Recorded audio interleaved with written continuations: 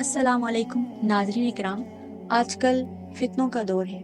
आए रोज़ फितना परवर लोग इस्लाम पर एतराज़ करते हैं। बाज़ तो सिरे से इस्लाम के मुनकिर हैं, बाज़ तो ऐसे हैं जो ख़ुद को मुसलमान तो कहते हैं और इस्लाम की बुनियाद कुरान को मानने से इनकारी हैं। ऐसे लोग यकीनन इस्लाम से कोई वास्ता नहीं रखते।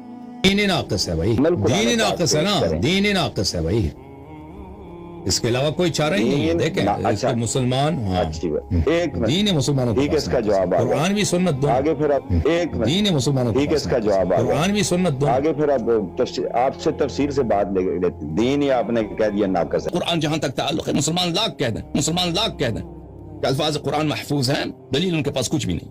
ठीक है ना, इद्दिआ करने से, क्लेम करने से कोई हक साबित नहीं होता। तो अहले बैत अलैहिस्सलाम ने कभी तस्लीम नहीं किया कि कुरान कामिल है। अहले बैत अलैहिस्सलाम के अहादीस इस मसले में बहुत ज्यादा है। तो कुरान में कमी की गई है। कहां पे कमी की गई? दो मकामात पर। वहां उस मकामात पर जहां पे अहले बैत अलैहिस्सलाम के फजाइल और उनके मकामात और उनके अस्माए मुबारकत है, जहां पे अहले बैत अलैहिस्सलाम के फजाइल और उनके मकामात और उनके अस्माए मुबारकत है, सही, उनको इन लोगों ने हज़फ कर दिया।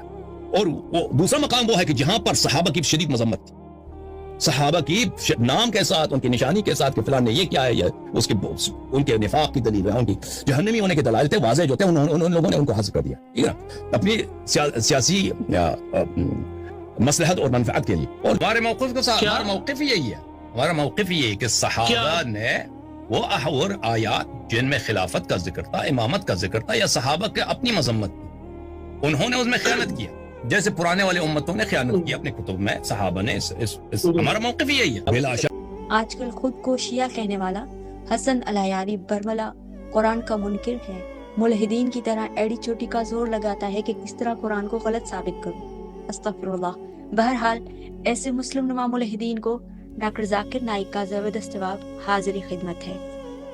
कुरान मजीद में तब्दीली आ ही नहीं सकती। अल्लाह ताला ने अपने आप पे जिम्मेदारी ली कि उसे कोई भी तब्दील नहीं कर सकता। लेकिन जितने पहले किताब आए, तौरा, ज़बूर, इंजील, और जिसका नाम भी नहीं है वो तब्दील हो चुकी। तो अगर आप मान भी लेते कि भगवत गीता, वेद अल्लाह की नाजिल की किताब है, अगर मान भी लेते मिसाल के तौर पे, तो उस वक्त के लिए थी और उन लोगों के लिए है। आज की तारीख में सारी इंसानियत, चाहे वो हिंदुस्तान में जी रही है, अमेरिका में, सऊदी अरेबिया में, सारे इंसानों का अमल होना चाहिए आखिरी किताब, और वो है Quran Majeed. Hope that answers the question.